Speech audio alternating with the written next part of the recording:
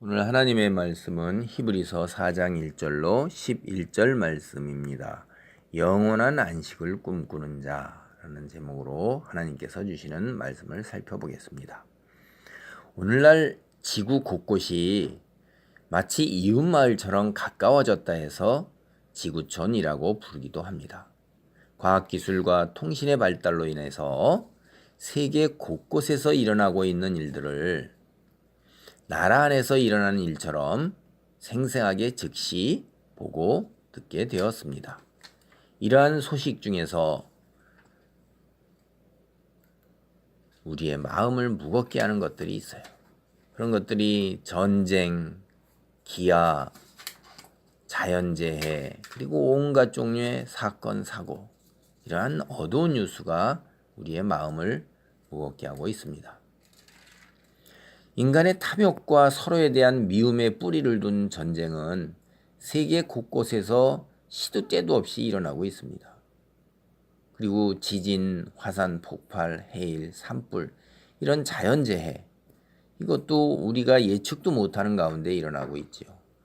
그래서 가뭄으로 인한 굶주림이나 가난의 문제는 이제 지구 전체의 문제가 되고 있는 것입니다. 한 걸음 더 나아가서 우리의 탐욕으로 인한 물과 공기와 흙의 오염, 이것 또한 아주 심각한 수준에 이르면서 아주 큰 문제로 대두되고 있습니다. 오늘날 우리가 살고 있는 이 한반도에도 미세먼지 때문에 많은 어려움을 겪고 있어요. 이것 또한 우리의 탐욕으로 인한 오염의 문제에서 벗어나지 못하고 있는 우리의 실상을 하나 보여주고 있는 것입니다. 여전히 우리는 그런데도 이런 문제 해결에 굉장한 큰 어려움을 겪고 있습니다. 지구 종말의 어두운 그림자가 슬그머니 다가오고 있는데도 여전히 인간의 탐욕은 멈출 줄 모르고 극한으로 치닫고 있다는 생각을 지우기 어렵습니다. 이럴수록 그리스도인의 천국에 대한 소망은 더욱 뚜렷해집니다. 어둠이 깊을수록 빛에 대한 소망 또한 강렬해질 수밖에 없기 때문에 어둠과 빛이 더욱 강하게 대조된다고 볼 수 있습니다. 오늘을 사는 그리스도인, 세상과 자신에게 닥친 어둠이 이런 어둠에 깊이 매몰되지 않도록 영원한 안식에 대한 소망을 되새겨야 합니다.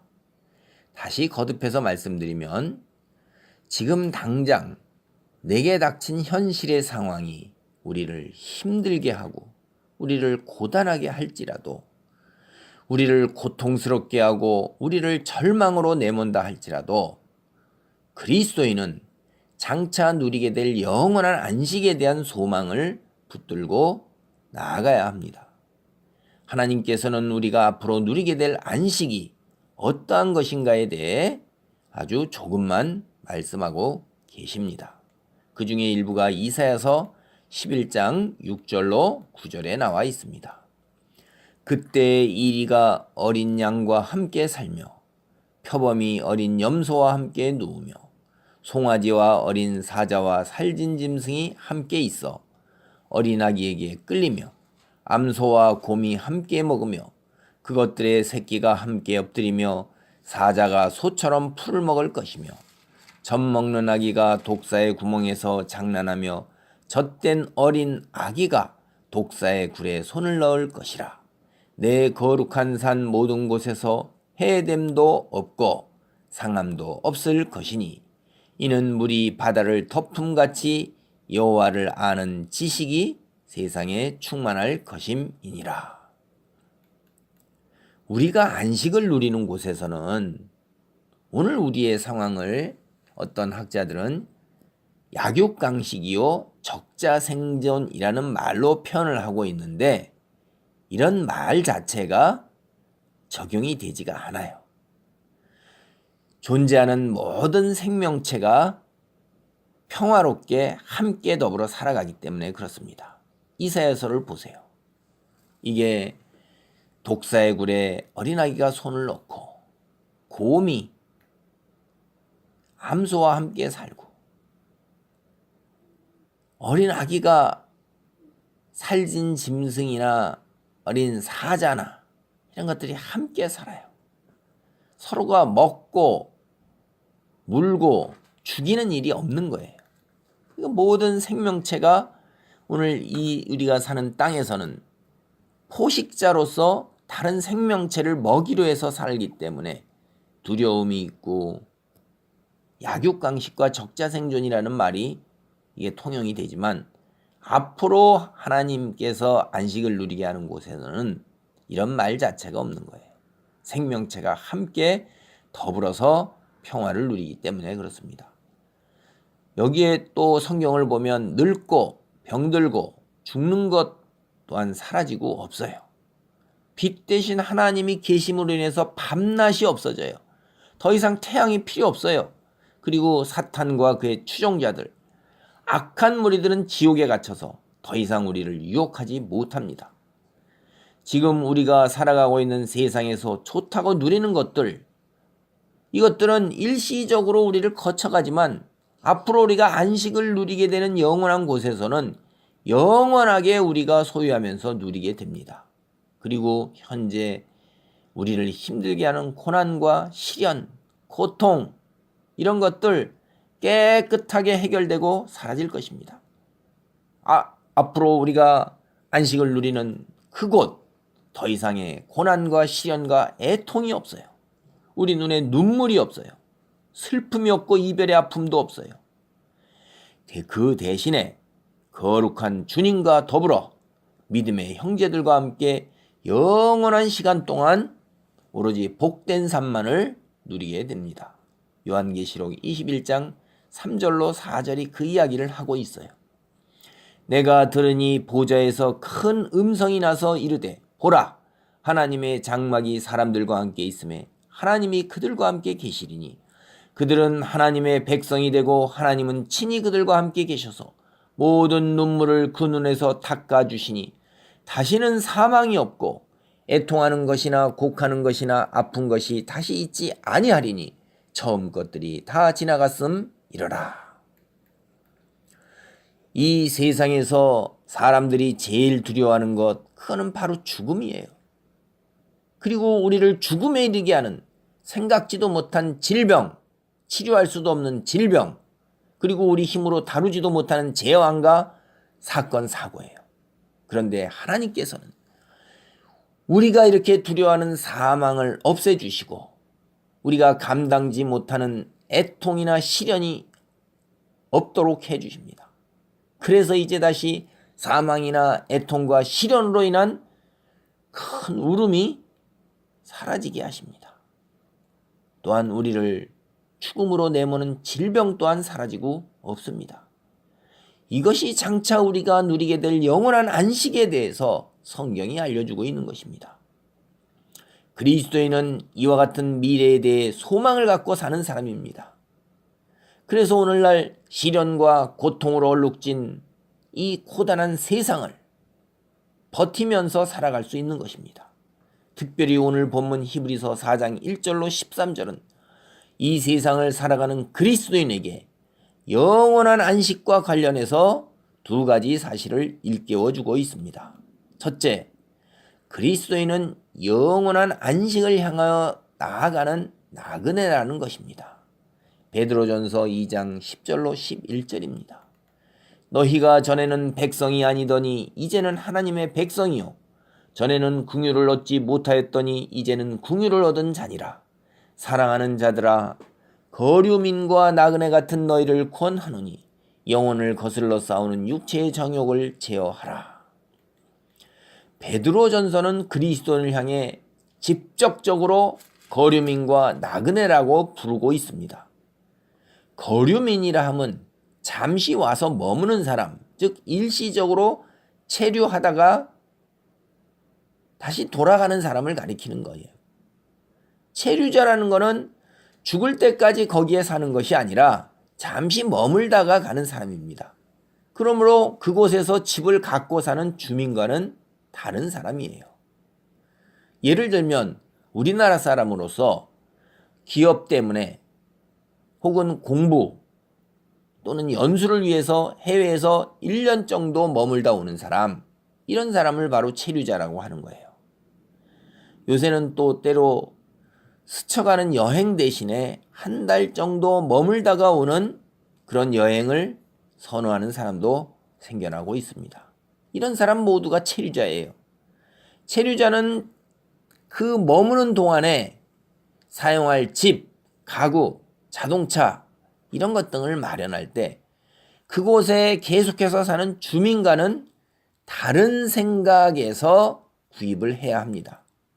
자기가 이제 잠시 살다가 되돌아가는데 계속해서 살아야 하는 주민과 형편이 다르다는 것을 깨닫지 못한다면 매우 어리석은 사람이요 지혜가 부족한 사람이라는 말을 들을 수밖에 없는 것입니다.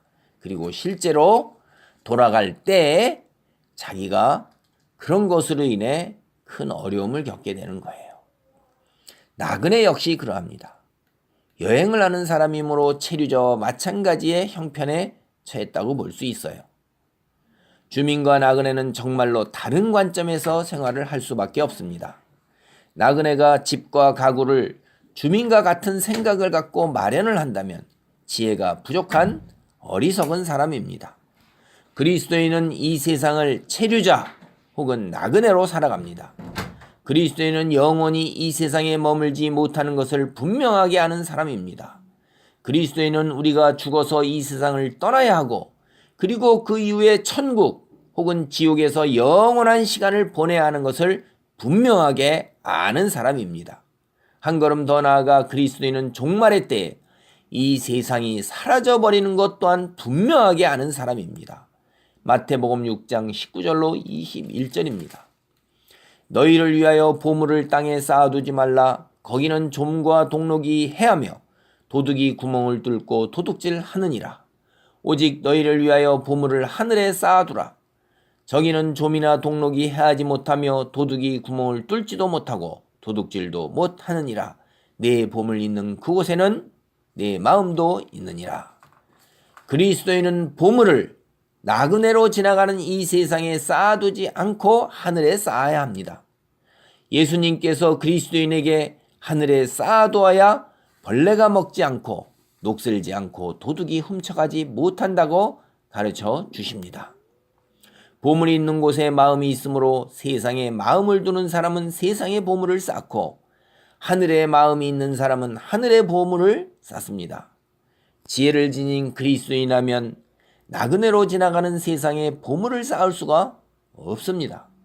영원히 머물 하늘나라에 마음을 두고 하늘나라에 보물을 쌓아야 앞으로 영원한 세상에서 영원하게 유용하게 사용할 수 있기 때문입니다. 히브리서 4장 1절로 2절 말씀입니다.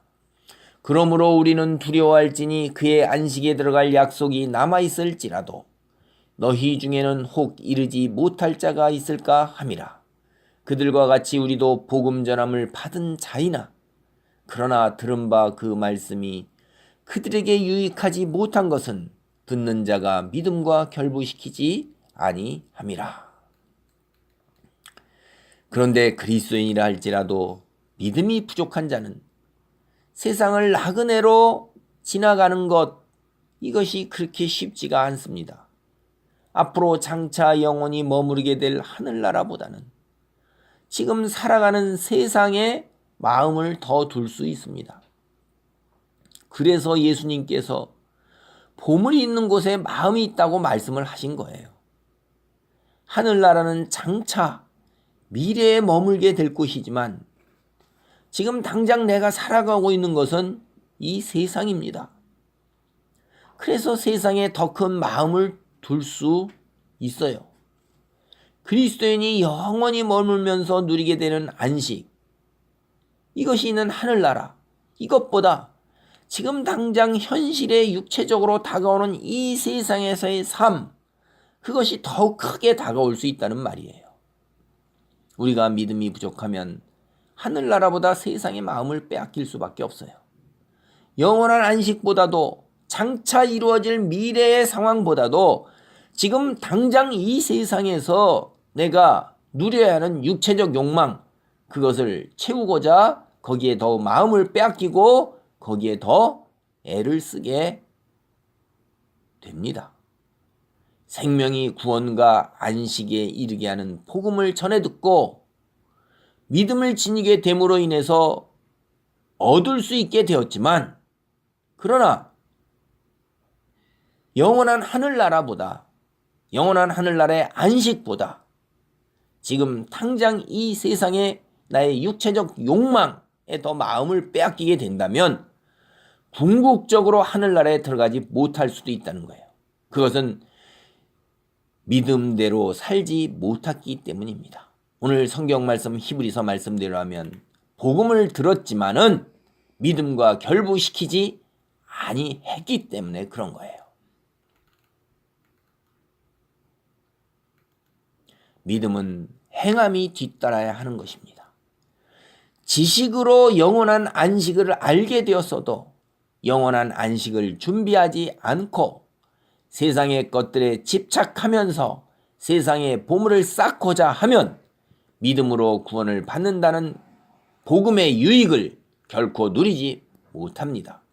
오늘 히브리서 본문이 그리스도인에게 영원한 안식과 관련하여 일깨워주는 두 번째 진리는 그리스도인은 영원한 안식에 들어가는 것을 목표로 이 세상에서 믿음을 굳건하게 지켜야 한다는 것입니다.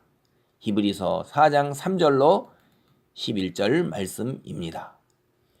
이미 믿는 우리들은 저 안식에 들어가는도다. 그가 말씀하신 바와 같으니 내가 노하여 맹세한 바와 같이 그들이 내 안식에 들어오지 못하리라 하셨다 하였으나 세상을 창조할 때부터 그 일이 이루어졌느니라. 제7일에 관하여는 어딘가에 이렇게 일렀으되 하나님은 제7일에 그의 모든 일을 쉬셨다 하였으며 또다시 거기에 그들이 내 안식에 들어오지 못하리라 하였으니 그러면 거기에 들어갈 자들이 남아 있거니와 복음 전함을 먼저 받은 자들은 순종하지 아니하므로 말미암아 들어가지 못하였으므로 오랜 후에 다윗의 글에 다시 어느 날을 정하여 오늘날이라고 미리 이같이 일렀으되 오늘 너희가 그의 음성을 듣거든 너희 마음을 완고하게 하지 말라 하였으나니 만일 여호수아가 그들에게 안식을 주었더라면 그 후에 다른 날을 말씀하지 아니하셨으리라. 그런즉 안식할 때가 하나님의 백성에게 남아있도다. 이미 그의 안식에 들어간 자는 하나님이 자기의 일을 쉬심과 같이 자기의 일을 쉬느니라. 그러므로 우리가 저 안식에 들어가기를 힘쓸지니 이는 누구든지 저 순종하지 아니하는 본에 빠지지 않게 하려 함이라. 나그네로 이 세상을 살아가거나 체류자로 잠시 머물거나 간에 그들이 간절하게 바라는 것, 그건 바로 안식이에요. 자기 집에 돌아가서 편히 쉴 수 있기를 소망한다는 말입니다. 특히 이 세상에서 당하는 고통과 시련이 크면 클수록 안식에 대한 소망이 더욱더 간절해지면서 오히려 안식에 대한 소망이 더 커질 수밖에 없는 거예요. 세상에서의 고통과 시련이 너무나도 크기 때문에 세상에서의 미련이 없다는 말이지요. 반대로 세상에서의 미련을 가지면 가질수록 노예살이를 하던 애굽 땅에서 나와 광야에서 머물러야 했던 이스라엘 민족 역시 가나안 땅에 들어가는 안식을 간절하게 소망했습니다. 그러나 그 소망대로 모든 사람이 안식에 들어간 것은 아니었습니다. 출애굽기를 보면 모세가 40일 동안 시내산에 올라가 하나님께로부터 십계명을 받는 동안에 하나님을 믿는 믿음으로부터 떠난 사람이 생겼습니다. 금송아지를 만들어 애굽 땅에서 자신들을 인도하여 낸 신이라 하면서 섬겼습니다. 하나님을 믿지 아니하고 스스로 하나님의 위치에 올라진 사람들, 이런 사람들이 방자해졌다고 성경이 표현하고 있는데, 이 방자해진 사람들이 자신들이 만들어낸 신을 섬기면서 제사를 지내는 겁니다. 그래서 그들은 앉아서 먹고 마시고 흥이 돋으면 뛰놀았던 것입니다. 그러면서 이방 사람들과 마찬가지로 이방 사람들의 축제는 다 음란과 연계되어 있어요. 음란하게 금송아지를 섬겼습니다. 이들은 하나님 편에 선 레위 사람들에 의해서 죽임을 당했습니다. 이들은 가나안 땅의 안식에 들어가지 못했습니다. 하나님의 말씀을 전해 듣기는 들었지만 자신들의 육체의 정욕을 채우고자 하나님의 말씀에 순종하지 않고 믿음에서 떠났기 때문에 안식에 들어가지 못한 것입니다. 이스라엘 민족은 이제 마침내 여호수아의 인도 아래 가나안 땅에 들어가 정착을 하면서 안식을 누리게 되었습니다. 그러나 이스라엘 민족이 누린 안식, 이것은 영원한 안식이 아니었습니다. 그들이 누린 안식은 하나님이 약속하신 영원한 안식이 아니었습니다. 그래서 성경에서 영원히 안식할 때가 남아있다고 말하고 있는 것입니다.